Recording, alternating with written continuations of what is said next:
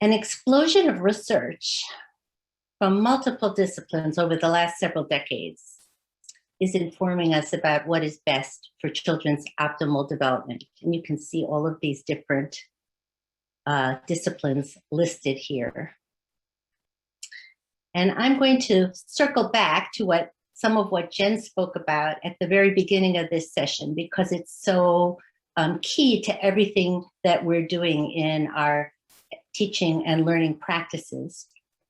I think the most significant field that has developed over the last couple of decades, well, one of them is the work of neuroscience, which is confirming so much of what early educators and child development folks have been saying and theorizing about for so long.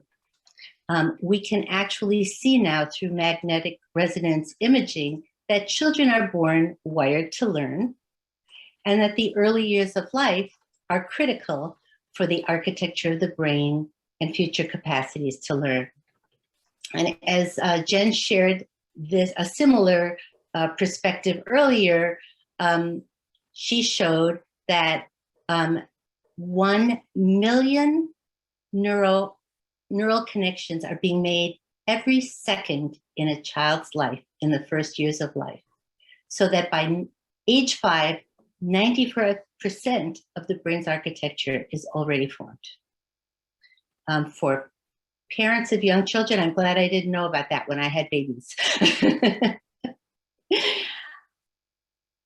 We've also learned from neuroscience what we've been talking about for decades, which is we think of the child as the whole child, that the brain, which has different areas for different aspects of behavior and different functions, is actually integrally connected. And so you can see these different areas here, but you can see these white lines are impacting and connecting all these different areas. So when something happens in one area, the other areas are affected as well. And we can see that that these cognitive areas are interwoven together. And we can also see what you see on the left is the neural connections of a healthy brain of a child who has gone through sort of optimal development. But when a child goes through adverse experiences, that those experiences, because everything is connected, can actually damage the brain architecture and derail the neural connections and derail healthy development, which is what you see on the right. And so what those adverse experiences are lots of different factors that lots of different children experience. Poverty, violence, homelessness, and other kinds of experiences that come from having, from poverty. The research that's shown in the Harvard Center on the Developing Child has a lot of wonderful publicly accessible resources about all of this information. But this graph from them, I think, is pretty stunning because it shows that if a child has 1 to 2 adverse experiences, the chances of it impairing that child's development, are kind of low, but it's there. But as each adverse experience multiplies, the chances of having impaired development increase exponentially. So that's why it's really important that we pay attention to all these early years.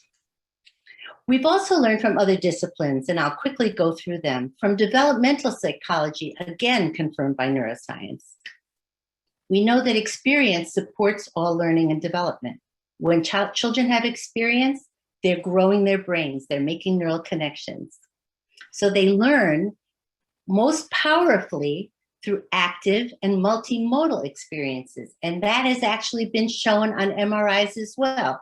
When children are engaged in project-based work, in active learning, using multiple modalities, the neural connections are much more active than when they're sitting doing rote kind of learning or pencil and paper kinds of things. And we also can see from neuroscience imaging that all children are capable of engaging in critical thinking. It's not a hierarchy that you start at one level and then you're able to think in more complex ways. In some ways, you do get more complex as you get older, but critical thinking and inquiry are possible from the earliest ages on. Developmental psychology also tells us that caring and reciprocal relationships are critical to children's healthy development.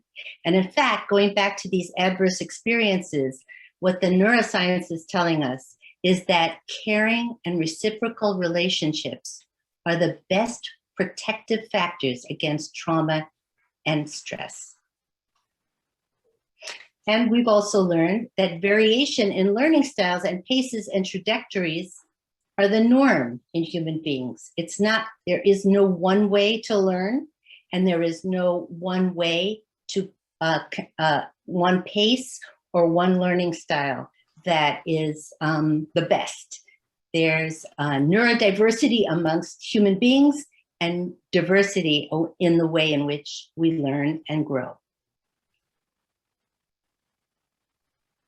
We also know from language and cultural studies that language exchanges build the brain. And there's been a lot of research, some of which has been questions from its perspective on race and culture about vocabulary and the importance of building vocabulary in the early years.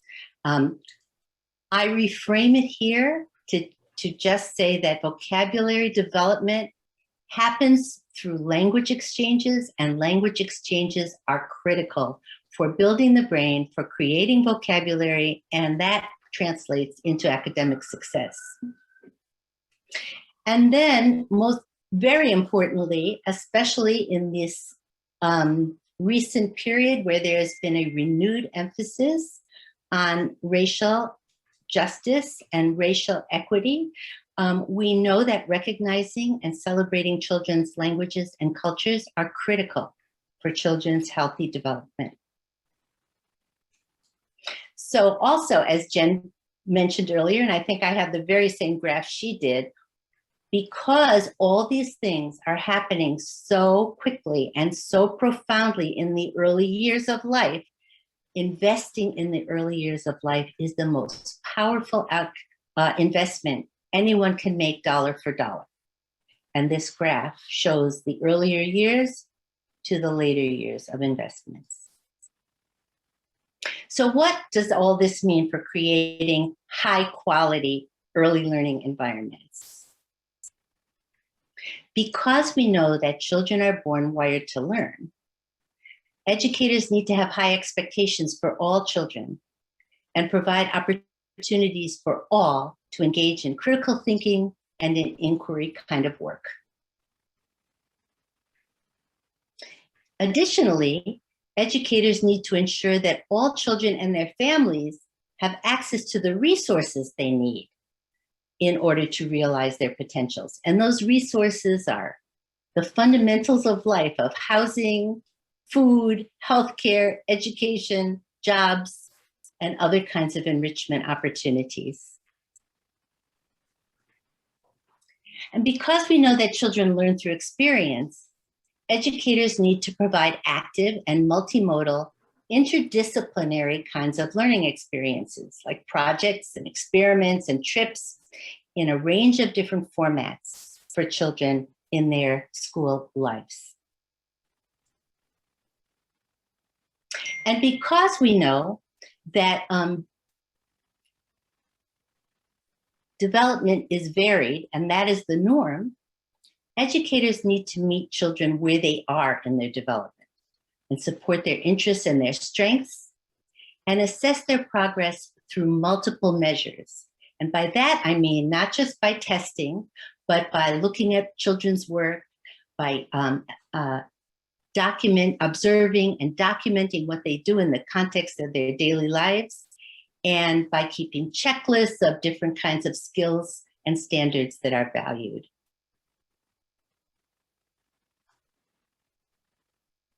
And because we know that children's cultures and languages are valuable assets, Educators need to use them as learning resources and explicitly teach against racism and bias in order to advance equity. So we need classrooms where multiple languages of the children and families of the classroom are evident and are used, where children see themselves in the literature and the symbols surrounding their lives. And because we know that reciprocal relationships support and protect healthy development, educators need to build respectful, trusting, caring, and responsive relationships with children and their families, and include them in the learning life of school. Images of what this high quality kinds of practices look like can be found on the website of the project that I direct. And I'm just going to show you, hopefully it comes up here. It's called the High Quality Early Learning Project. It's funded by the Foundation for Child Development. And on this website, we have a range of videos.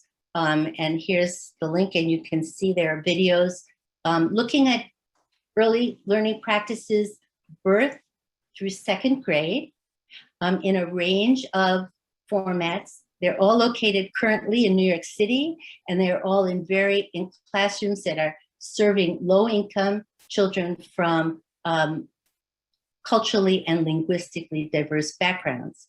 There are also, if you want to use these videos for professional development, there are guiding questions that have been developed to go along with each video. And there's also related resources that you can see that will bring you to more learning opportunities. And then over the last crisis year, we put up a link to online learning, at-home learning activities that people have been doing during the pandemic to show possibilities of what high-quality teaching looks like in those contexts. And we also, because of the racial reckoning crisis that we've also had in our country this year, we put up links to resources for how to learn about and talk about racism with young children. Now, how do I get back to my slide? Beverly, we are still seeing your slides. So you are. Oh, you didn't see, you couldn't see the link? Oh, too bad. That is this thing. So the link has been shared in the chat for anyone who wants to follow that. And it is also on our website, so people can go and review those. Okay, so I'm almost done. I just want to finish up. So to realize, so I hope you all get a chance to look at that website. So to realize all of these things, we need to address different aspects of our field that everyone has spoken about this afternoon. For families, we need to make sure that we are providing access to the resources people need for all children and families to be well supported. For schools and centers, we need to make sure that we are recruiting and sustaining the development of teachers from diverse backgrounds who reflect the identities, cultures, languages, and backgrounds of the children they teach. For policymakers like you folks, we need to support ongoing learning in the science of early learning, as well as support them to develop anti-biased, anti-racist, culturally and linguistically responsive teaching practices, and provide opportunities for educators to advance along the career pathway, earn a living wage comparable to other educators, and achieve pay parity within different early childhood settings. And for educator preparation programs like myself, like my own, and I do work in what's probably one of the most diverse universities in the nation, if not the world. And my program, as similar to what was discussed earlier by other presenters, is predominantly women of color who are working for poverty wages in the childcare centers, the family daycare centers, And once they get certified, and in New York State, in order to get certified permanently, you need to have a master's degree.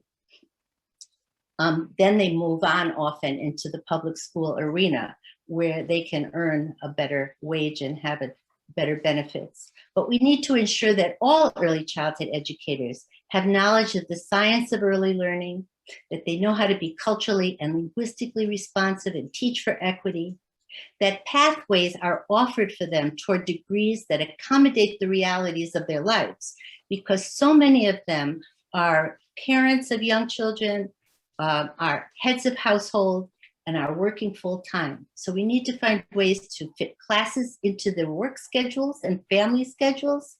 We need to provide tuition and other financial supports for them, and possibly even consider credits for life experiences. So all of these elements are important in order to maintain the images that you've seen of high quality early learning. And they're especially important for those who had limited opportunities to access the resources they need to fulfill their potential. So I'll conclude by just saying that because children are the living message we send to a time that most of us will not see, we owe it to our future to enact them. Thank you.